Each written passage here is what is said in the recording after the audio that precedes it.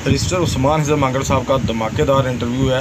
गिरफ्तारी के बाद ये पहला इंटरव्यू है, लाजमी सुनिए। अस्सलाम वालेकुम जी, मंगल साहब आपको किस मुकाम पे गिरफ़्तार किया? वालेकुम जी बेसिकली मैं अपनी फ़ैमिली के साथ वोकेशन पे गया हुआ था और पार्टी को इस चीज़ से मैंने आगाह किया हुआ था क्योंकि लिस्ट जो है वो ऑलरेडी मेरे पास काउंटर टेररिज्म डिपार्टमेंट की पहुंच चुकी थी बाय माय ऑन रिसोर्सेज, और वो लिस्ट भी मैं पार्टी के साथ शेयर कर चुका था, जिसमें चौथे नंबर पे मुझे एज अ मरकज़ी फ़ाइनेंसर तहरीक-ए-लबैक पाकिस्तान का रखा गया और 5वें नंबर पे मेरे वालिद साहब को उस लिस्ट में रखा गया।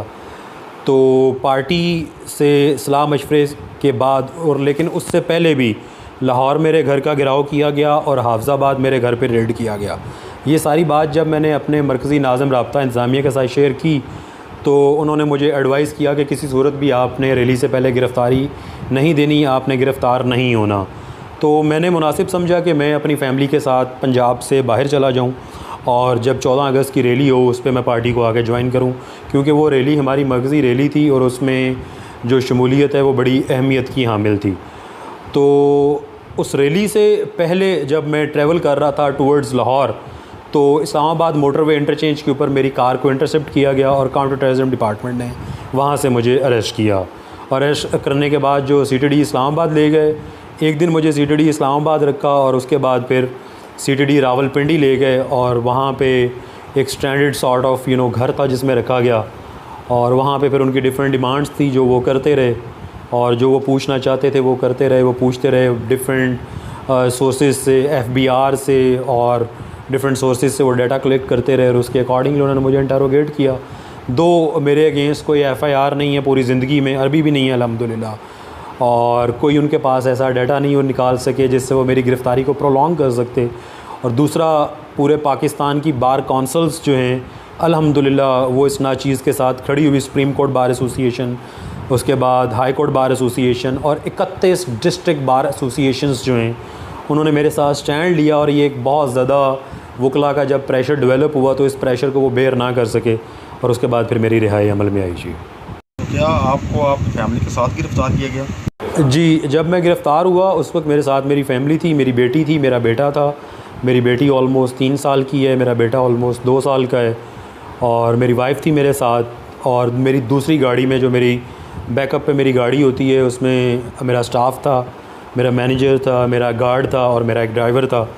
और जब मुझे अरेस्ट किया गया तो गाड़ी को जब रोका गया तो उसके बाद मुझे अरेस्ट किया गया और किसी को अरेस्ट नहीं किया गया और कोई किसी किस्म की भी कोई बद तहज़ीबी नहीं की गई, बद अखलाक़ी नहीं की गई। मुझे सिंपली ये कहा गया कि हमें आपसे इंटरोगेट करना है। तो मेरी वाइफ़ ने ये कहा कि आप सिर्फ इतना बता देंगे लेके कहाँ पे जा रहे हैं। तो उन्होंने कहा कि हम आपकी बात करवाएंगे, आप बेफ़िक्र रहें, और अगर आपको ड्राइवर की ज़रूरत है तो हम आपको ड्राइवर देते हैं, वो आपको आपके डिज़ायर्ड प्लेस पे पहुंचा देगा। तो मेरी वाइफ़ ने इन्फॉर्म किया कि मेरे साथ ड्राइवर है और मैं ख़ुद भी गाड़ी चला सकती हूँ। जी सर, आफ्टर गिरफ़्तारी क्या आपको खरीदने की कोशिश भी की गई या कोई डिमांड की गई?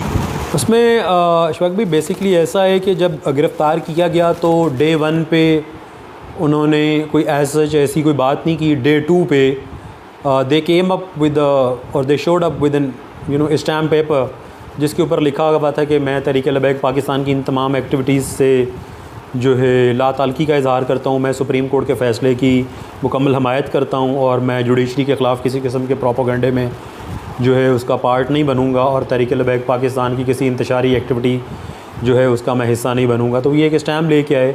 बेसिकली ये स्टैम्प 2 मेजर चीज़ों के ऊपर जो है कंस्टिट्यूट कर रहा था।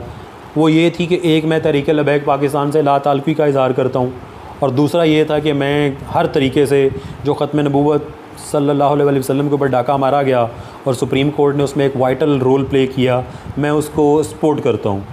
तो ये दोनों चीज़ें ही किसी तरीके से भी मेरे लिए काबिल कबूल नहीं थी। तो बड़े अच्छे तरीके से मैंने कहा आप जितने दिन मेरी डिटेंशन रखना चाहते हैं आप रखें, ये क्योंकि ये अनलॉफुल है, ये इल्लीगल है, मेरी डिटेंशन आप लोग बर्दाश्त नहीं कर पाएंगे। ये बड़े मैंने क्लियर कट उनको बोला कि आप समझ के ले आए हैं कि आप शायद किसी एक आम मौलवी को उठा के ले आए हैं और उसके पीछे कोई नहीं खड़ा होगा। अल्हम्दुलिल्लाह मैंने उन्हें बताया कि 10,000 के करीब मेरे स्टूडेंट्स पाकिस्तान के डिफरेंट बार काउंसिल्स में प्रैक्टिस करते हैं और ये प्रेशर आप बेयर नहीं कर पाएंगे। उसके बाद फिर लीगल कॉन्सिक्वेंसेस होंगे, मेरी फैमिली मूव करेगी, पटिशन में जाएगी और पाकिस्तान का एक से एक बड़ा वकील हम उसको इंगेज करेंगे। अल्लाह ताला ने हर तरह के वसाइल दिए हुए हैं, तो मैं किसी सूरत भी से स्टैम्प को जो है साइन नहीं करूँगा। और उसके बाद फिर बहुत सारे FBR का डाटा मंगवाया गया, फेडरल बोर्ड ऑफ रेवेन्यू का, टैक्स रिटर्न्स मंगवाई गई और बहुत सारे वहाँ पे इदारों के रिकॉर्ड्स मंगवाए गए। और मेरे से बार बार एक ही क्वेश्चन किया जाता रहा कि आप कितना फ़ाइनेंस करते हैं तहरीक-ए-लबैक पाकिस्तान को। तहरीक-ए-लबैक पाकिस्तान को आप वीकली फ़ाइनेंस करते हैं, मंथली फ़ाइनेंस करते हैं, क्वार्टरली करते हैं या ईयरली करते हैं। तो ये फ़ाइनेंसिस के इशू थे। तो जो चीज़ें मैंने उनको बताई कि मैंने जो लास्ट फाइनेंस किया हुआ था, जो कि तहरीक-ए-लबैक पाकिस्तान को नहीं किया हुआ था, जो कि जब सैलाब आया और सैलाब में मैंने 5 लाख रुपया पार्टी को दिया एज़ एन पार्टी, क्योंकि उस वक्त रिहेबिलिटेशन एक्टिविटीज़ में सबसे ज़्यादा आगे तहरीक-ए-लबैक पाकिस्तान थी और वो भी by the virtue of cheque था। तो जब उन्होंने वो सारा बैंकिंग चैनल्स को सारा प्रोब किया, सारा कुछ देखा, तो उनको इस बात का यकीन हो गया कि मैं कम से कम जो उनको जवाब दे रहा हूँ वो जवाब मैं ऑथेंटिक दे रहा हूँ, झूठ नहीं बोल रहा, कोई चालाकी नहीं कर रहा और जो दिल में है वो साफ साफ बताया। तो ज़्यादा जो फोकस था उनका वो यही था, स्टैम्प साइन करें और कोई ऐसी इन्फॉर्मेशन दें कि TLP के फाइनेंसिस कौन मैनेज करता है, आप मैनेज करते हैं। ये भी मैंने आपके साथ लिस्ट शेयर की है, आप चला सकते हैं। उस लिस्ट में भी मुझे as a financier of TLP show किया गया है, मेरे फादर को डिस्ट्रिक्ट फाइनेंसर शो किया गया है। तो फाइनेंसिस के मतलब बहुत सारे क्वेश्चंस थे। फिर जो आगे जाके एक इदारा ख़रीदने की मैं ख्वाहिश रखता हूँ, मेरी कंपनी ख्वाहिश रखती है, उसको लेके बहुत सारी ऑफ़र्स की गई कि आपको बोली में बिठा दिया जाएगा, आप सिंपली ये करें, आपकी बहुत सारी ऑफ़र्स थी। देखें, मैं किसी तरीके से भी, ये मेरा पहला इंटरव्यू है शौक भाई आपके साथ आफ्टर माय अरेस्ट।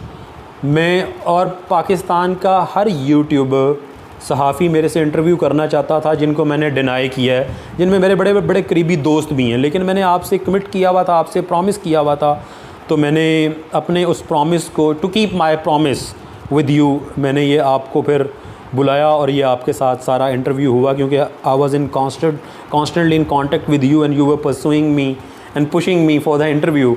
तो ये एक उस प्रॉमिस को फुलफ़िल करने के लिए, अदरवाइज़ मैं किसी सूरत भी अपनी इस गिरफ़्तारी को किसी भी प्लेटफॉर्म पे ना कैश करना चाहता हूँ, क्योंकि मेरी ये गिरफ़्तारी ना तहरीक-ए-लबैक पाकिस्तान के लिए थी, ना ये किसी सियासी कॉज़ के लिए थी, ना ये किसी सियासी ग्रोथ के लिए थी। ये खालिस्तन ख़त्म नबूवत सल्लल्लाहु अलैहि वसल्लम के कॉज़ के लिए थी। और मैं इस गिरफ़्तारी को या इस एज़ाज़ को रोज़े महशर अपने लिए, जो जिनके लिए गिरफ़्तारी थी, वहाँ पे ये मेरे काम आ जाए तो ये बहुत बड़ी बात है। इसलिए मैं इस पर बात नहीं करना चाहता। तब आपने क्वेश्चन किया है तो मैंने आपको उसका आंसर कर दिया है। लेकिन अदरवाइज़ अल्हम्दुलिल्लाह बाबा जी के किसी नौकर का जूता भी नहीं ख़रीदा जा सकता, नौकर तो बहुत दूर की बात।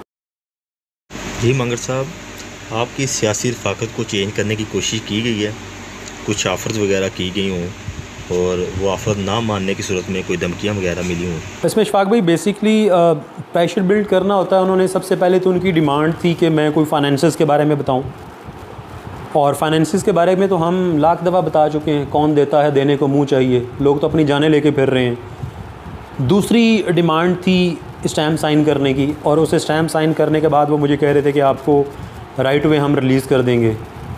तो एक पल के लिए भी मेरे जहन में ये बात नहीं आई कि मैं यहाँ पे इनके पास हूँ तो ये मेरा नुकसान कर सकते हैं। मेरा बड़ा फर्म यकीन है कि अगर मैं जिनके लिए गया था, तो बाबा जी से हमने बारहा सुना है, जब आप इस कॉज़ के लिए जाते हैं तो आपकी पुश्त पे उनका हाथ होता है, आपकी कमर पे वो हाथ रखते हैं और वो आपको अकेला नहीं छोड़ते। तीसरी चीज़, जब स्टैम्प नहीं साइन करवा सके तो पॉलिटिकली ये मुझे बारहा बोला गया कि आप तहरीक-ए-लबैक पाकिस्तान से क्या लेंगे, आपको क्या मिलेगा, आपकी हम लाइक माइंडेड्स के साथ जो इस वक्त इक़्तिदार में हैं उनके साथ हम आपकी सेटलमेंट करवाते हैं, उनके साथ हम आपको बिठाते हैं, आप में एबिलिटी है, आप बोल सकते हैं, आप किसी भी जगह पे पार्टी को डिफेंड कर सकते हैं, जिसके साथ भी होंगे बेनिफिशियल होंगे उसके लिए, तो लाइक माइंडेड्स के साथ आपको बिठाते हैं। तो my answer was over my dead body. ये अगर आप ये करवाना चाहते हैं तो उसके लिए आपको पहले मुझे मारना पड़ेगा। ज़िंदा रहते हुए मैं बाबा जी के इस मिशन के साथ जो है गद्दारी नहीं कर सकता। बाबा जी के मज़ार के ऊपर मैंने हलफ़ लिया हुआ है और उस हलफ़ की पासदारी मैं मरते दम तक करूँगा।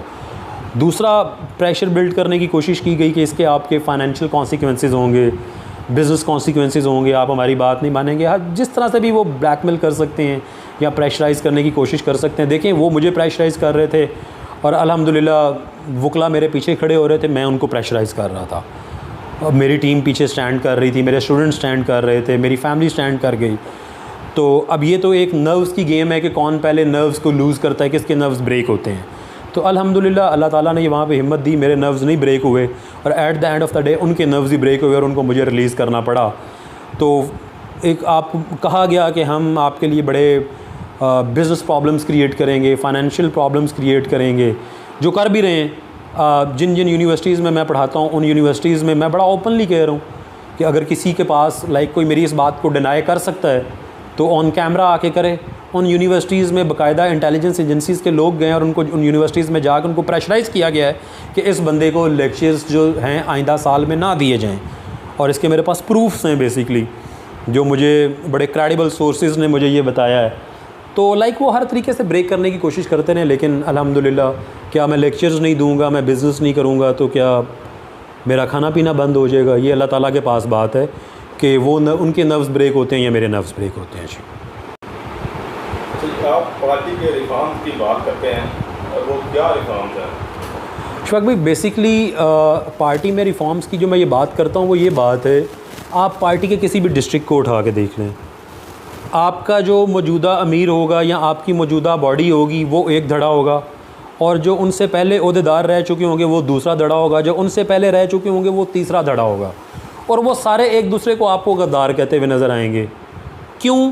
क्योंकि आपने जितने भी आपने बॉडी लगानी है या आपने पिक एंड चूज़ पे लगाना है, या आपने इंटरव्यू करना है और इंटरव्यू करके आपने उन लोगों को लगा देना है। आपने कोई डेमोक्रेटिक प्रोसेस पार्टी में इंट्रोड्यूस नहीं करवाया, जिस वजह से जो आफ्टर द इंटरव्यू ओहदे पे आता है वो समझता है कि अब मैं हर ताकत का मालिक हूँ, और जो ओहदे से रिमूव किए जाते हैं वो समझते हैं कि हमारे साथ ज़्यादती हो गई है। जब बतौर नायब नाज़िम आला जो मैं पार्टी में रिफॉर्म्स की बात करता था, और उन रिफॉर्म्स के ऊपर पाकिस्तान की हर पॉलिटिकल पार्टी काम करती है। कल मैंने जमात इस्लामी के अमीर की स्टेटमेंट सुनी, उन्होंने कहा कि हम सितंबर के अंदर 50 लाख लोगों की मेंबरशिप करेंगे। मेरे रिफॉर्म्स क्या थे जो मैं आज से 2 साल पहले मैं करना चाहता था इस पार्टी में? वो रिफॉर्म्स ये थे कि हम हर डिस्ट्रिक्ट में पार्टी की रुकनीत साजी कैंप लगाएं। उन रुकनीत साजी से हमारे पास पार्टी के कारकुनों का डाटा आएगा, सबसे बड़ा फ़ायदा।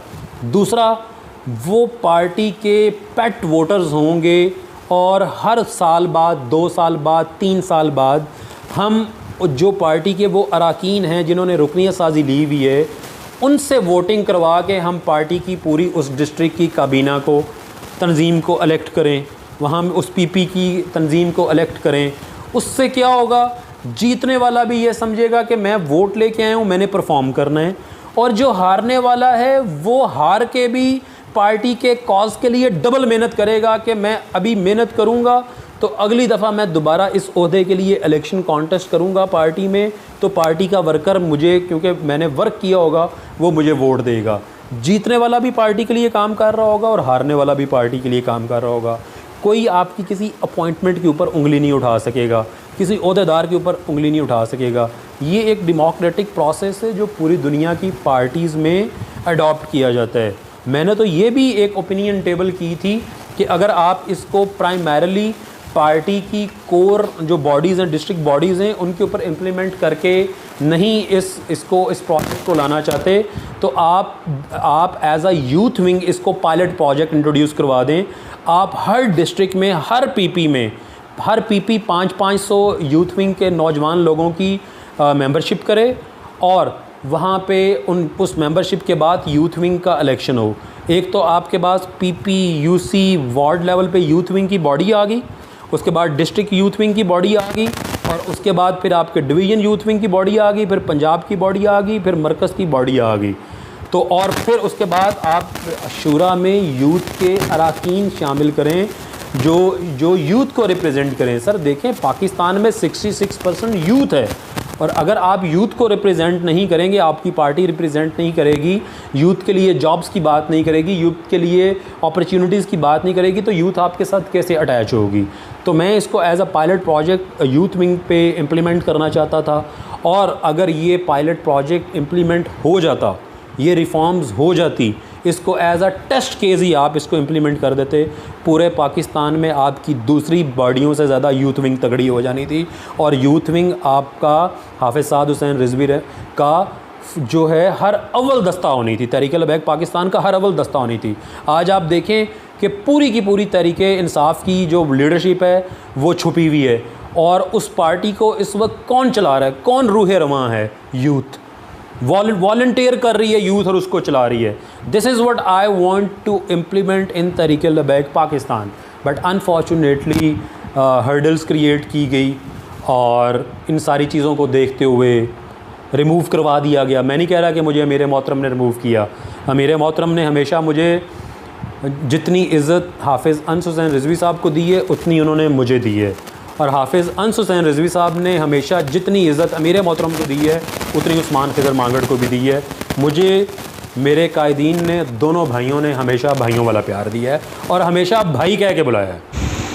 मांगड़ साहब, पीर सैयद ज़हीरुल्लाह हुसैन शाह साहब के बारे में, उनके केस के बारे में ज़रा बता दीजिएगा, और ये भी बताइए क्या वो सरेंडर कर रहे हैं या फिर मंजर आम पर आ रहे हैं?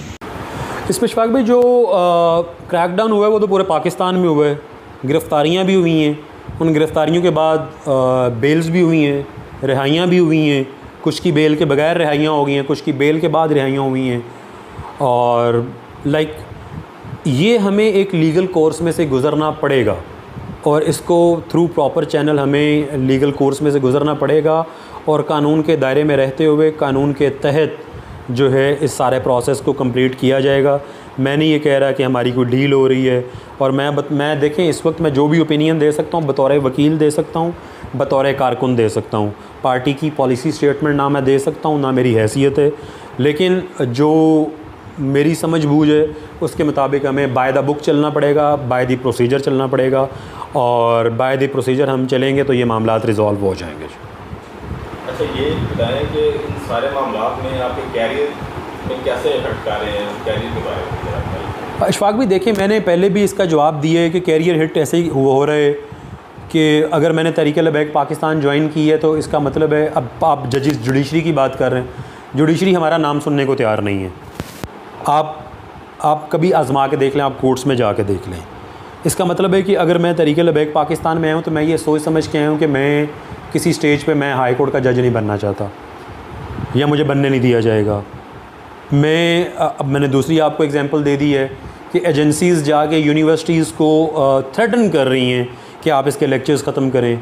उस्मान खिज़र मांगड़ कुछ भी नहीं है, लेकिन बाबा जी का ये नौकर पाकिस्तान में सबसे ज़्यादा, किसी भी यूनिवर्सिटी में जिसमें मैं पढ़ाता हूँ, सबसे ज़्यादा highest paid visiting faculty member है। हाईएस्ट, व्हेन आई से highest paid visiting faculty member, उसका मतलब है कि अगर कोई वहाँ पे 70 साल 80 साल पाकिस्तान का सीनियर तरीन वकील भी पढ़ा रहा है तो उस्मान खिज़र मांगड़ की तनख्वाह उनसे ज़्यादा है। ये कोई मेरी शक्ल देख के या मैं किसी को खूबसूरत नहीं लगता, ये मेरी कॉम्पिटेंस देख के, मेरी एबिलिटी देख के, स्टूडेंट फीडबैक देख के यूनिवर्सिटीज़ इस सारे जो आपका पे पैकेज होता है इसको डिसाइड करती हैं। और आप इस लेवल पे जाके, मैंने यूनिवर्सिटीज़ को सर्व किया है और यूनिवर्सिटीज़ में इस लेवल पे जाके अल्लाह ताला ने मुझे इज़्ज़त दी हुई है कि यूनिवर्सिटीज़ का जो टाइम टेबल है वो उस्मान खिज़र मांगड़ की मर्ज़ी से सेटल होता है कि मेरी अवेलेबिलिटी किन आवर्स में है, किन डेज़ में है, उसके अकॉर्डिंगली बाकी यूनिवर्सिटी का टाइम टेबल सेट किया जाता है।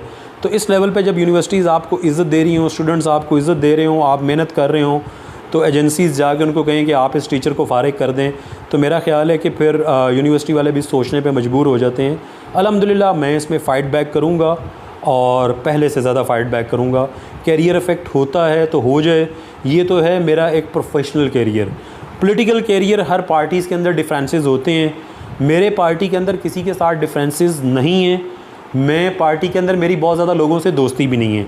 मेरी पार्टी के अंदर दोस्ती है गरीब कारकुनों से, जो मुझे प्यार करते हैं, जो मुझे इज़्ज़त देते हैं, और मैं उसके बदले उनको उससे डबल प्यार करता हूँ और उससे ज़्यादा इज़्ज़त देता हूँ, और मैं उनमें रहना पसंद करता हूँ। पार्टी में दोस्ती अगर मैंने रखी है या ताल्लुक़ मैंने रखा है तो मैंने दोनों शहज़ादों से रखा है, और उसके अलावा 2-3-4 लोग हैं। उस्मान मुज़फ़्फ़र नक्शबंदी साहब हैं, हाफ़िज़ हफ़ीज़ साहब हैं, मरकज़ी नाज़िम राब्ता इंतज़ामिया, उसके बाद आप आसिम इशफ़ाक़ साहब हैं, और इस तरह के 2-3 लोग और होंगे जिनके साथ मेरी दोस्ती है या जिनके साथ मेरा ताल्लुक़ है। मैं बहुत ज़्यादा सोशलाइज़ करने वाला या बहुत ज़्यादा लोगों के इर्द गिर्द घूमने वाला मैं बंदा ही नहीं हूँ। मैं पार्टी पे एक कॉज़ के लिए काम करता हूँ, पार्टी के कॉज़ के लिए काम करता हूँ, तो उसके लिए मेरा बाबा जी के नज़रिए के साथ मेरा ताल्लुक़ होना ज़्यादा ज़रूरी है और बाबा जी के नज़रियाती लोगों के साथ ताल्लुक़ होना ज़रूरी है जो कि कारकुन है वो है।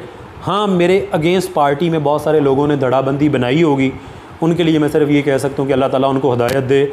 जब मैं एज़ नायब नाज़िम आला काम कर रहा था तो उस वक्त भी बहुत सारी हर्डल्स क्रिएट की गई, बहुत सारे इश्यूज़ क्रिएट पूरे पाकिस्तान ने देखा।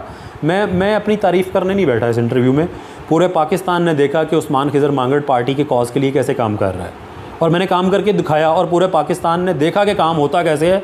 और पूरे पंजाब में, जिसे पंजाबी में कहते हैं फाड़ लो हो गई, और लोगों ने देखा कि जनाब पार्टी में पंजाब लेवल पे अब काम स्टार्ट हो गया और चेक एंड बैलेंस का सिस्टम आ गया है और पार्टी में एक नई जान आई। फिर पूरे पंजाब में आपने देखा कि मैंने वर्कर कन्वेंशंस करवाए। मेरे अलावा मैं शुमाली पंजाब में था, शुमाली पंजाब के अलावा कहाँ पे वर्कर कन्वेंशंस हुए हैं? आप रिकॉर्ड चेक कर लें, कहीं पे भी नहीं हुए।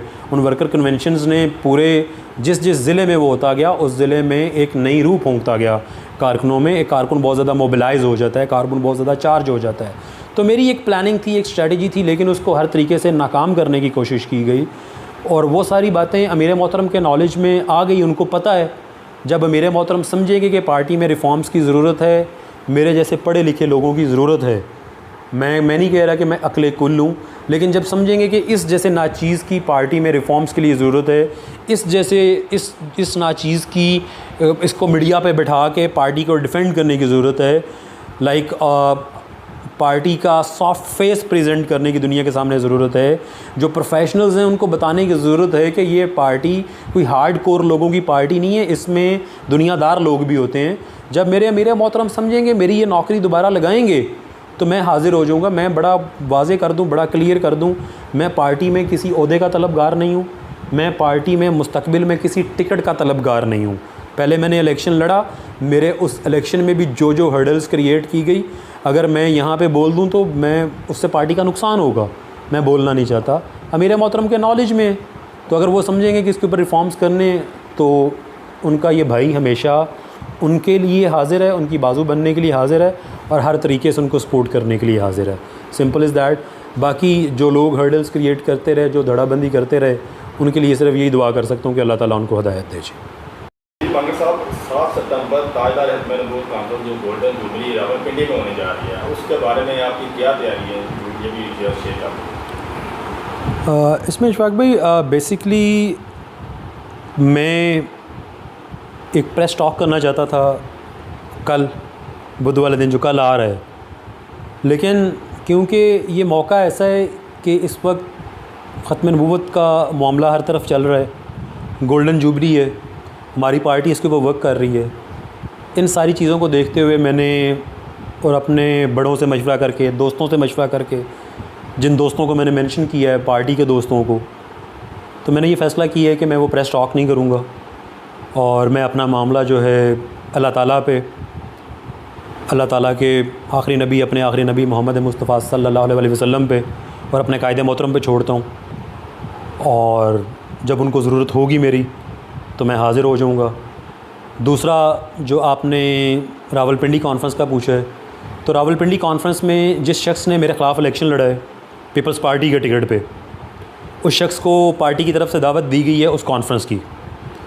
उस शख्स को पार्टी की तरफ से दावत दी गई है कि जिसने अपनी तकारीर में बाबा जी को वो अल्फ़ाज़ यूज़ किए कि अगर मैं यहाँ पे वो अल्फ़ाज़ यूज़ कर दूँ तो कारकुन जाके शायद बहुत कोई बोल्ड स्टेप उठा लें।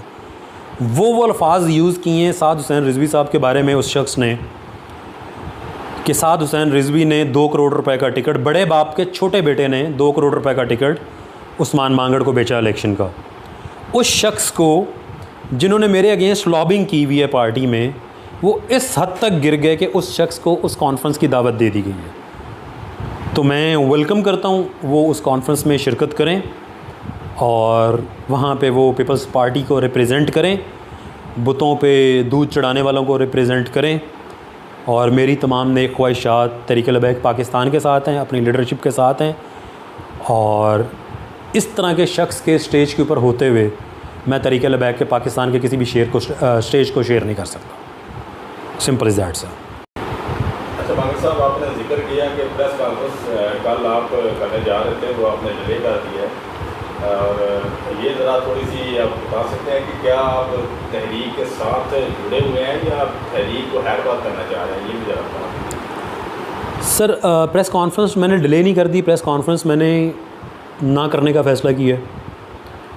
मुझे प्रेस कॉन्फ्रेंस की ज़रूरत नहीं है जब मेरे कायद को मेरे तमाम मामलात का पता है, और जो ये 7 सितंबर वाला मामला है ये मैंने आपके ज़रिए, वैसे मैंने अंस भाई से मेरी बात हुई, मैंने उनके नॉलेज में ले आया।